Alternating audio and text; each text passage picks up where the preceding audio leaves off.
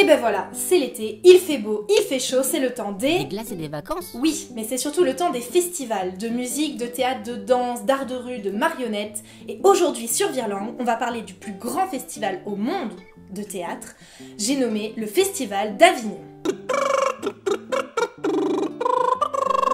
Le Festival d'Avignon, vous en avez sûrement entendu parler. C'est une des manifestations les plus importantes au niveau théâtral, voire artistique. Ça dure du 6 juillet au 26 juillet et ça accueille pas loin de 2500 spectacles. Cette année, c'est la 71e édition et la ville est investie de plein de spectacles différents. Ce que j'avais vraiment envie d'aborder avec vous pour le Festival d'Avignon, c'est une particularité assez intéressante, c'est le Festival In et le Festival Off. J'ai rien compris à ça. Oui, je m'en doutais, c'est pour ça que je vais pouvoir vous expliquer les choses tranquillement. Avec ces deux programmations-là, on a un festival varié en tout point. Pour tous les amoureux de théâtre ou d'autres formes artistiques, c'est absolument l'endroit où aller passer ses vacances.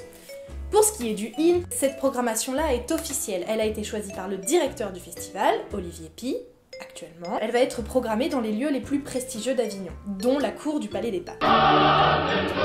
Ça va être des compagnies internationales, des compagnies qui sont subventionnées, très aidées par la région ou par d'autres régions, et qui ont souvent des spectacles de plus en plus énormes.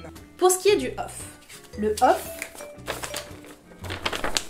c'est dans toute la ville d'Avignon. C'est des spectacles qui ne sont pas répertoriés dans le festival lui-même, mais qui ont été créés en marge de ce même festival. Ils vont être joués dans les théâtres, dans plein de lieux différents qui ont des programmations à part. C'est souvent des compagnies à taille raisonnable, avec des décors à taille raisonnable aussi, peu de comédiens, et des spectacles qui peuvent se monter en à peu près 1 heure, maximum 1 heure et demie. Sachant qu'un théâtre peut accueillir entre 5 et 10 spectacles, ça se passe à peu près comme ça. Préparation, montage du décor 10 minutes, 1 heure et demie de spectacle, démontage du décor, prochain spectacle. Et c'est comme ça pendant toute la journée, pendant 3 semaines. Petite différence, le Off et le In ne coûtent pas la même chose. Et c'est bien normal.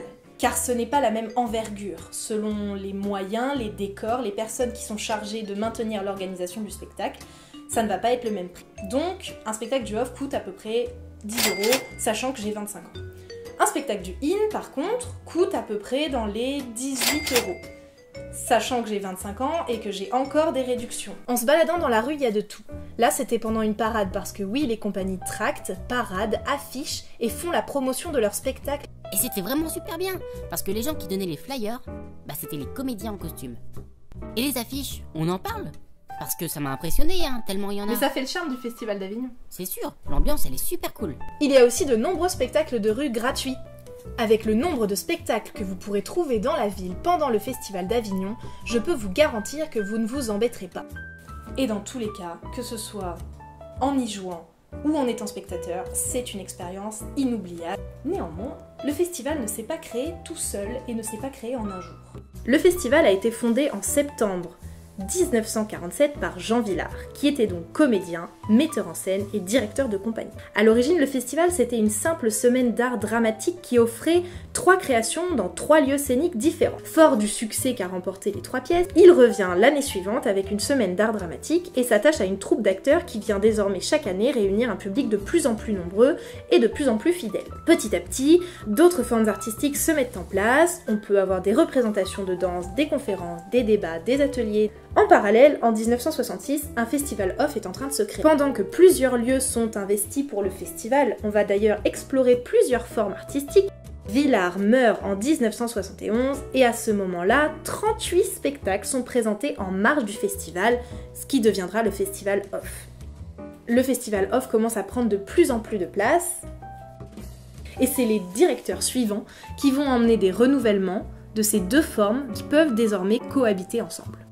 Et si jamais vous voulez y aller, vous y êtes, vous avez vu des spectacles, vous avez envie d'en parler, n'hésitez pas, envoyez-moi un message, un commentaire, je suis toujours très preneuse. Je pense faire un hors-série sur les spectacles que j'ai vus et qui m'ont vraiment marqué. Je n'en ai pas vu beaucoup, sachant que je suis restée à peu près 1 semaine, mais j'en ai vraiment vu des super. Donc je pense éventuellement vous faire un mini Virlang sur ces spectacles-là. Et je vous dis à la prochaine!